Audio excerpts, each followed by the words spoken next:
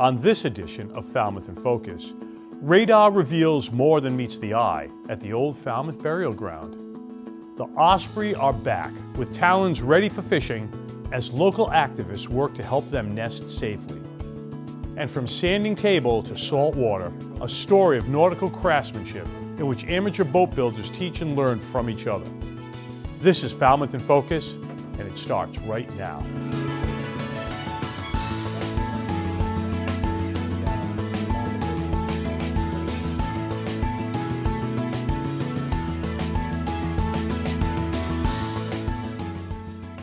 Hello and welcome to Falmouth in Focus, our bi-monthly roundup of local events and FCTV member engagement with the community.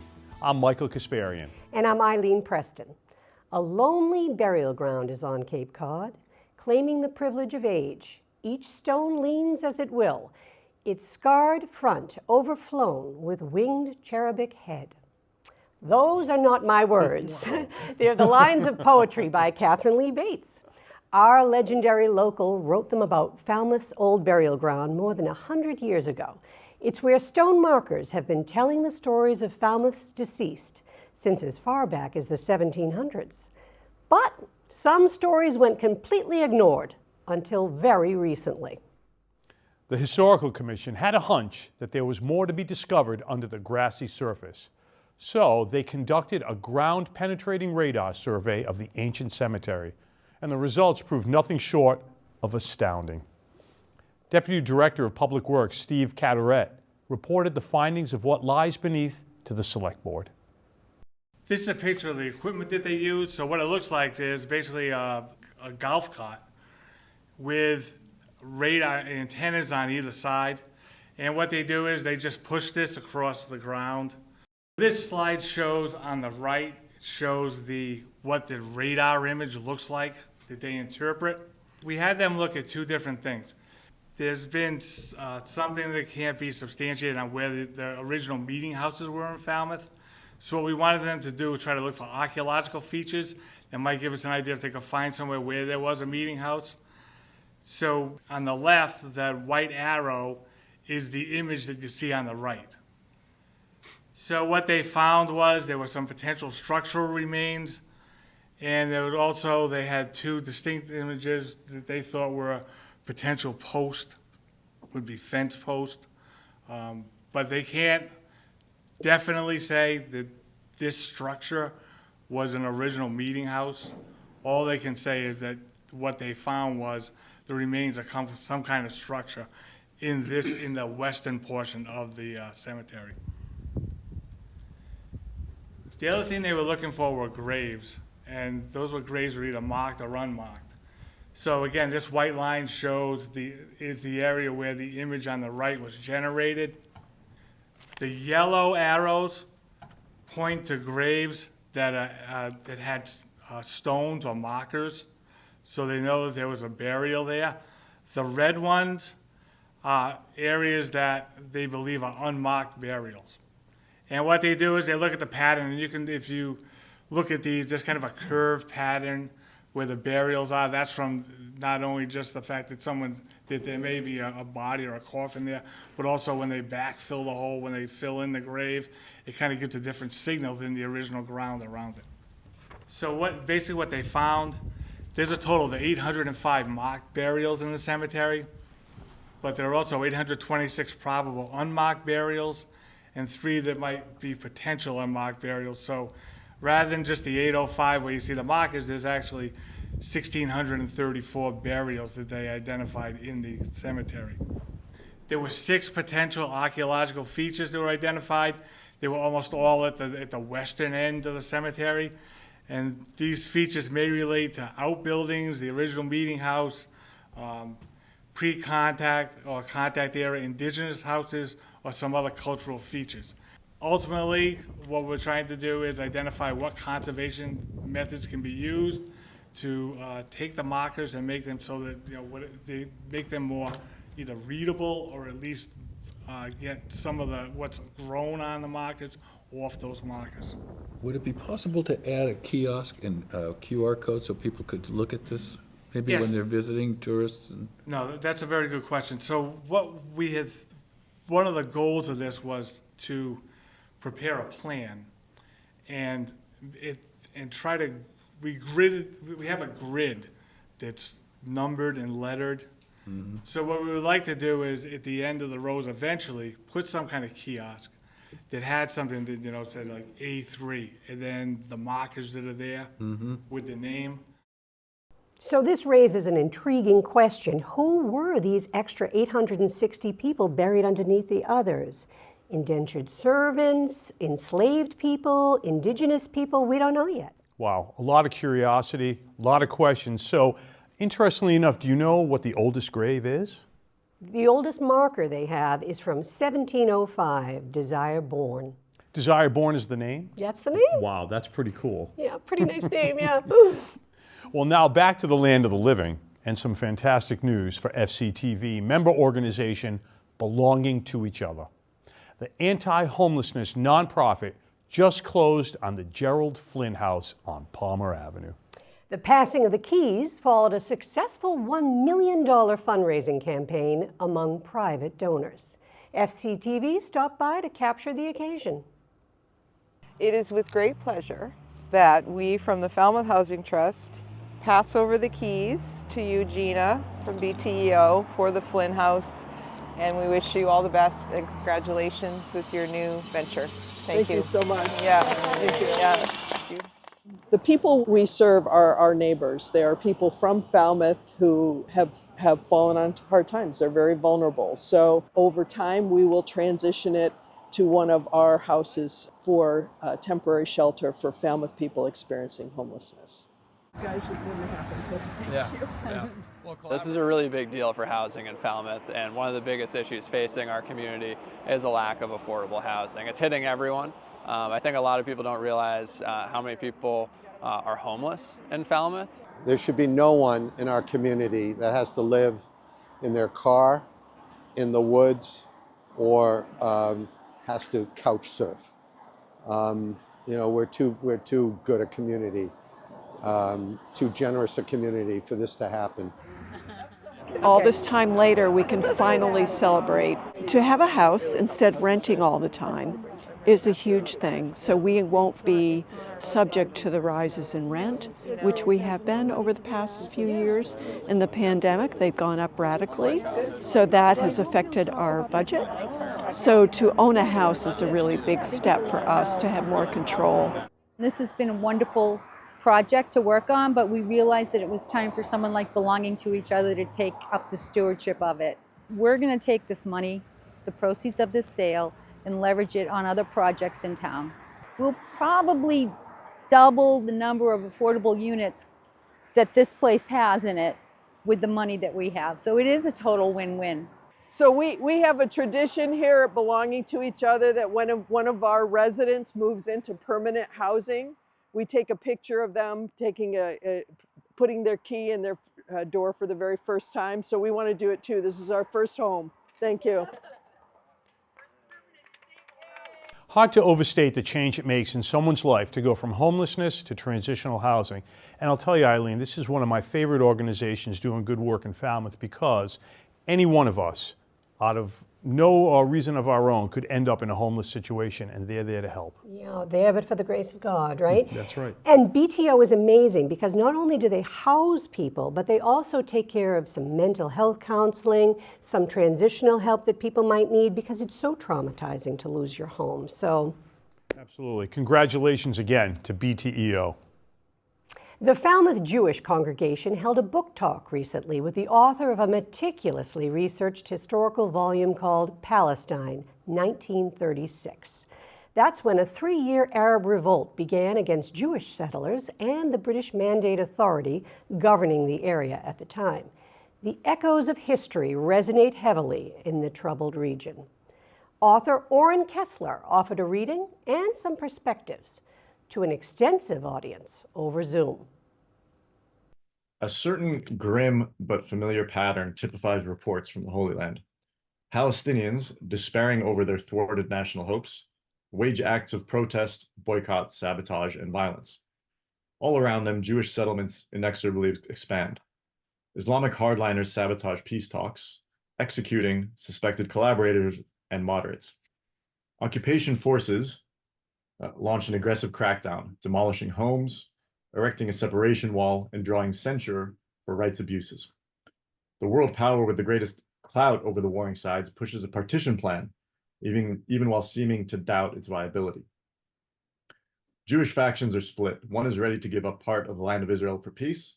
Another demands the entire ancient patrimony, by force of arms if needed. Further bloodletting appears inevitable. These could be this morning's news alerts, or headlines from the Second Intifada of the early 2000s, the earlier First Intifada, or any number of clashes over the 3/4 of a century since the Jewish state's creation in 1948. Instead, this is an earlier story of Palestine's first Arab rebellion, a seminal 3-year uprising a decade before Israel's birth that cast the mold for the Jewish and Arab encounter ever since. That's how the book begins. I think a lot of readers have been struck. I was certainly struck in the research and the writing of this book, just how much the events, the conflicts, the fears, the hopes of that period echo those of today. And this is, of course, 10 years before there was a state of Israel. And so I think, I think it's quite uncanny how history has a way of repeating itself.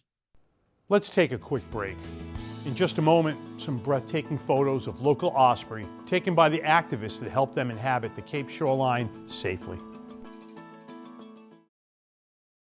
For 40 years, the Cape and Islands Veterans Outreach Center has been singularly dedicated to providing comprehensive, life-sustaining services for veterans and their families on Cape Cod and the islands. The Cape and Islands Veterans Outreach Center has a food pantry to help veterans and their families to address challenges faced by food insecurities and hunger. We have a food distribution center at 223 Stevens Street in Hyannis, open every Thursday from 9 a.m. to 1 p.m. and 4 p.m. to 6 p.m. to pick up fresh produce, canned goods, chicken, pork and beef, toiletries, and other necessities. In addition, our mobile food pantry goes to the AMVETS Post 70 in Falmouth every first and third Tuesday of the month, and the Elks Lodge in Eastham on the second and fourth Tuesday of the month. Every third Wednesday of the month, we are at the American Legion in Vineyard Haven. If you are a homebound veteran and unable to drive, we also have a home delivery program.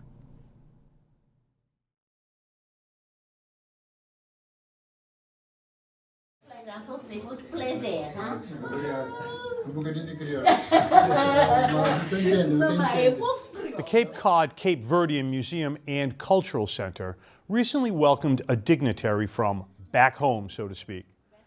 Bishop Arlindo Gomes Furtado, the highest religious official in the island nation, stopped by for a tour. The center's co-founder, Barbara Burgo, treated the delegation to a tour, including a recreated Cape Verdean kitchen and memorabilia related to Cape Verdean achievements in the military, music, politics, and more. Felizmente não tem tido poucos meios no passado, mas nós vemos hoje tudo é possível e que nós, como outros, não temos capacidade de dar o melhor, não só a Cabo Verde, mas também nosso contributo para o mundo, no terceiro e no tadai. History tells us that we had to struggle in the past, but with all the resources that we have now as people, we can envision a better future for all of us. Que é a melhor coisa que nós devemos integrar na sociedade, dentro do melhor.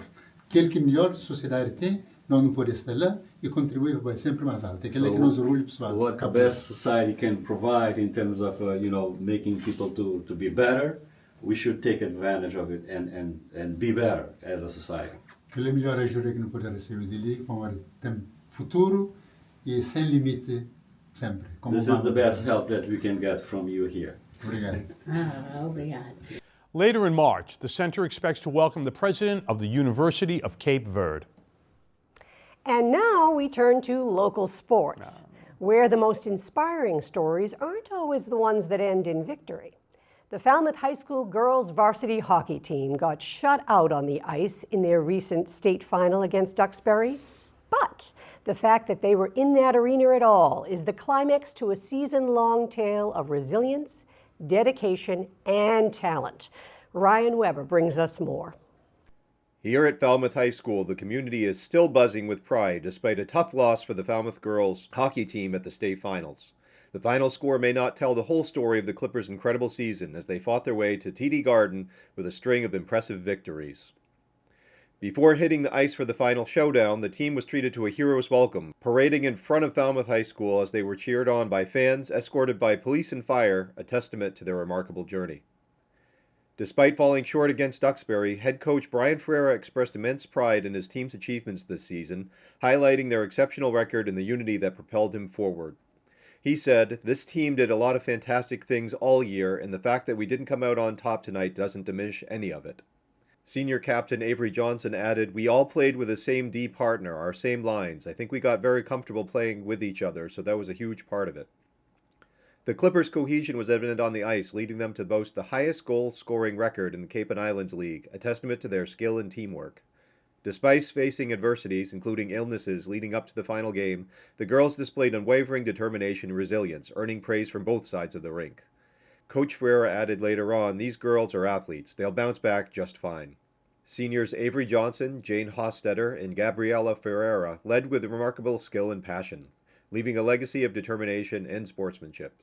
While this season may have ended in defeat, the FHS Clipper girls hockey team's journey has been one of courage, camaraderie, and determination, setting the stage for a bright future ahead.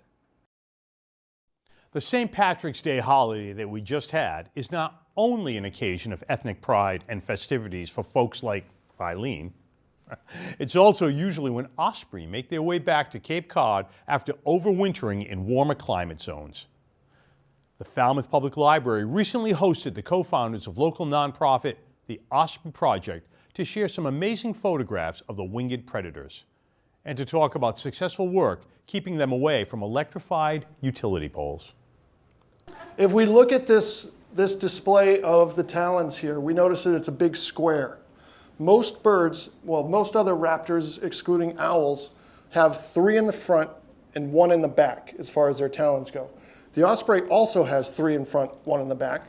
However, it's got what they call zygodactyl feet, which means that it can actually spin a digit around and have a 2-and-2 configuration, which makes it much, much, much better at catching fish and then carrying fish. If you notice this picture here, it's in a 2-and-2 formation and it just snaps down and collapses on this fish. So if we notice this fish position here, it has the tail extending back towards the bird's tail, and it's got its feet 2-and-2, carrying it like a snow cone, basically. So these osprey, as we can see from this nest, it is mainly sticks. They do the sticks around the perimeter of the nest. The inside of the nest, they pick up all sorts of stuff. So let's say you've got the rack line in a salt marsh, really collects the reeds of the grasses. They'll come in and scoop those up and bring them up to their nest. And in that, there's a lot of times there's trash. There's beer bottles, there's cans, there's Red Sox hats, there's all sorts of stuff. And these guys found a fishing pole. And they placed it perfectly. So these nests, as far as diameter, you're looking at anywhere between 3 and 6 feet. They're fairly large. So here is a problem nest, as we'd call it. Our problem nests all primarily set up the exact same way. We have these two cross members on the top of a telephone pole, and then this one's got a lot of structure coming into it, so it's easy for these birds to kind of get their sticks to stay there. And once they get a single stick to stay, they think all of them are going to stick, and they're maniacal, so they will just keep building. This one here, this was down in Woods Hole.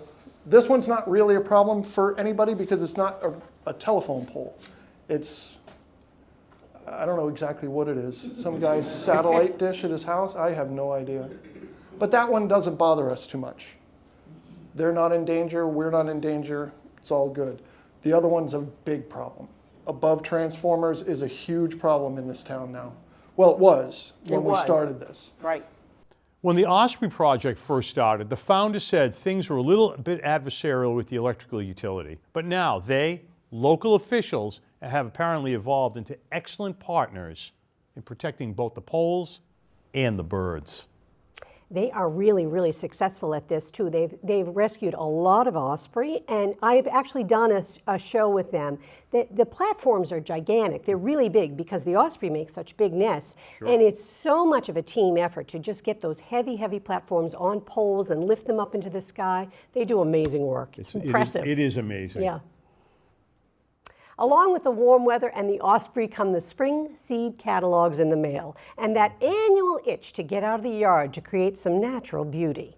The Eco Landscape Alliance recently invited local professionals to talk about yard plans that can regenerate the environment. Here's a short look at that event. So oftentimes I go through the woods in order to learn about what nature needs. I do a lot of hiking, I do a lot of walking, and a lot of times I find myself asking, why is this tree here?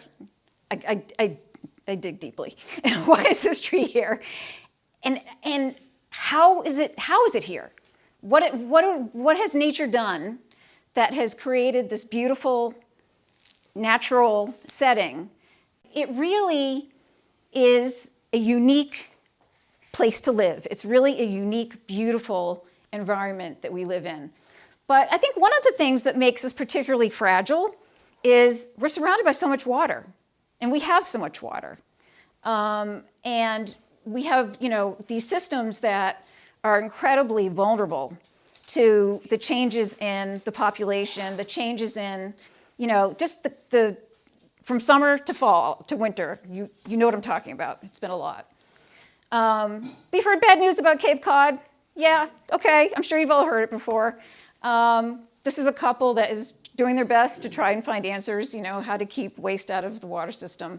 I think this is an example of people thinking outside the box. These are examples of the water systems that we have here. Estuaries and the wetlands being some of the most, not only vulnerable, but incredibly biodiverse and rich populations of plants and animals that we have here.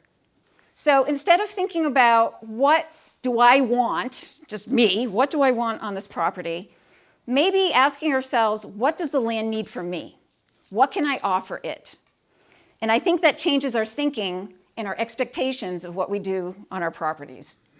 So I was just going to say quickly, your soil, I think it's something we don't think enough about.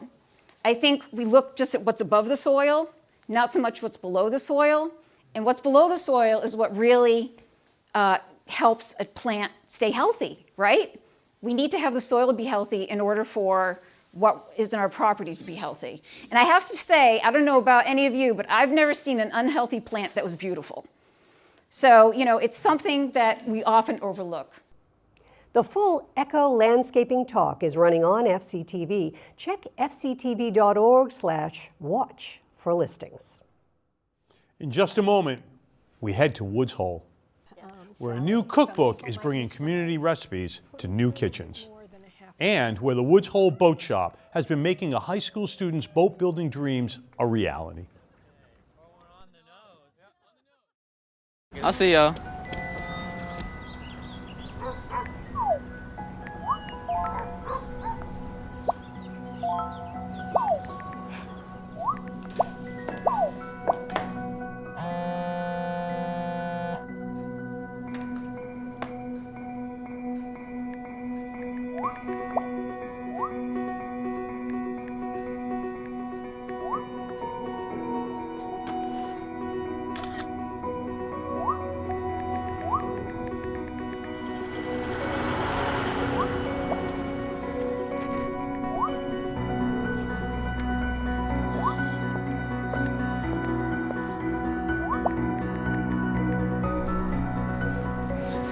Got some batteries and 2 flashlights. What's up, champ? I feel like you get taller every time I see you. Congratulations, Brandon. Thank you.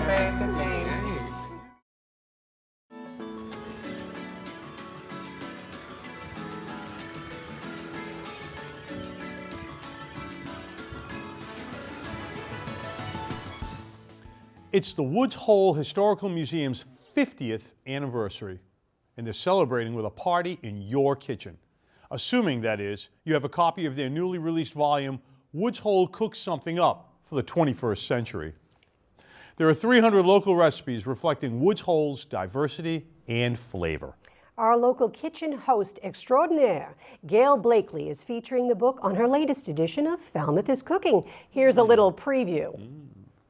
Here with me today, I have Charlotte Emmons-Moore, who was the editor of the cookbook, and Sally Piccini, who is, after 1 year, almost coming up on an anniversary, executive director of the Woods Hole Museum.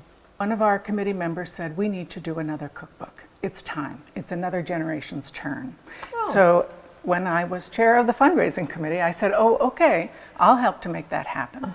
And so fast forward, we have a wonderful committee, cookbook committee for the museum, and we've all been working very hard for almost 2 years now to bring this together. You also walked into this halfway through, right? The cookbook committee had already started, and suddenly you became executive director? I did. It's a good thing you like to cook, huh? Yes, it is.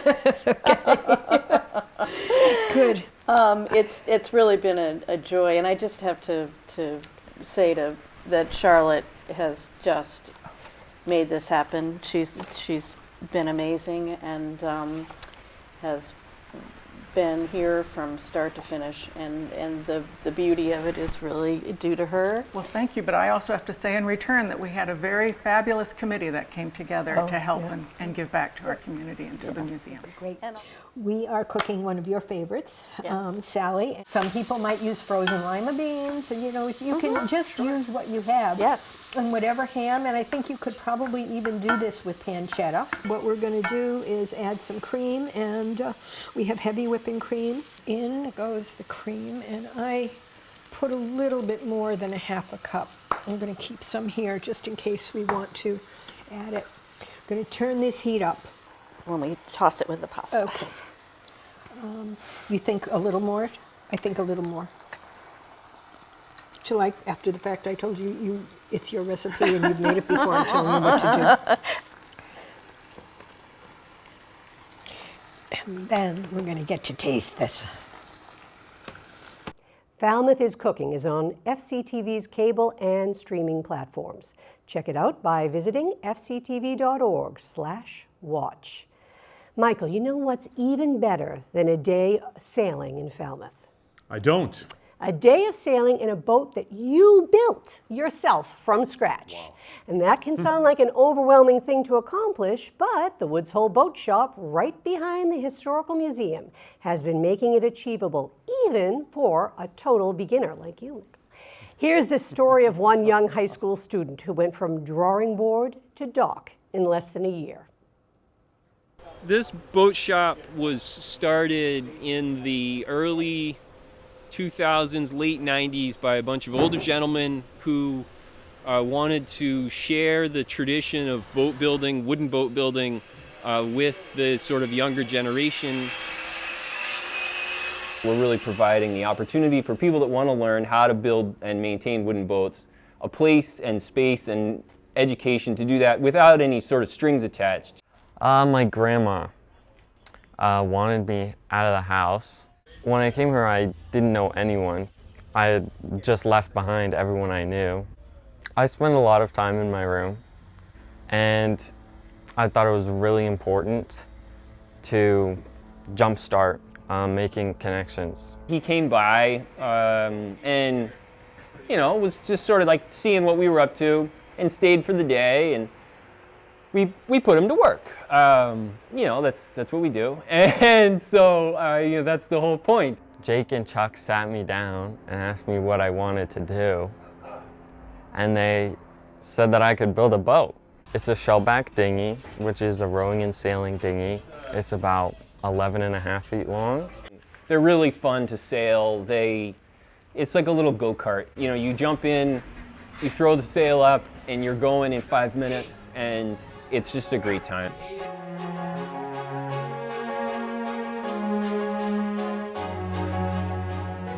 Everything with boat building is layered. When you start the project, each successive step that comes after that is based on the work that you did before. This is very traditional behavior of people that live in Woods Hole to have boats and work on their own boats, and so we're trying to keep that alive.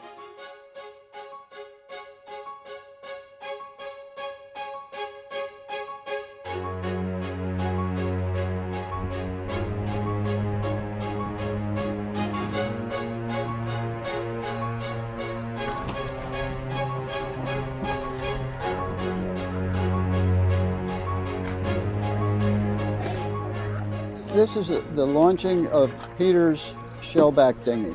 It's a big event for those who enjoy them, and especially wooden boats. They're almost like living things. It's kind of like launching a child into the world. Here it goes.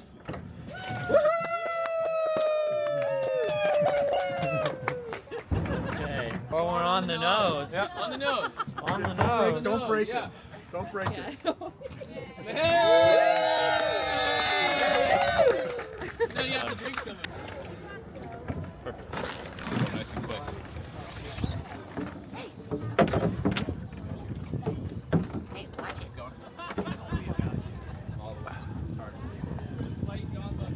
You know, it's the culmination of all of this thinking and doing and head scratching and everything. You know, this is the crowning moment. You know, the launch. It's in now, and he's right there. He's sailing it around, and you know, it's really very cool. Mm-hmm. I'm proud of you, Pete. Thanks. Yeah. What do you think, Michael? Does that story put you in a boat building mood? It kind of does, Eileen, but to answer your earlier question, I think even better than sailing in a boat I built myself would be sailing in a boat built by someone else. That's going to wrap up our show for the moment. I'm Eileen Preston. And I'm Michael Kasparian. We're always eager to see your local photos and videos. Use the hashtag MyFalmouth to flag them to our attention. We'll go out on some of these images now. Until next time, we'll see you around town.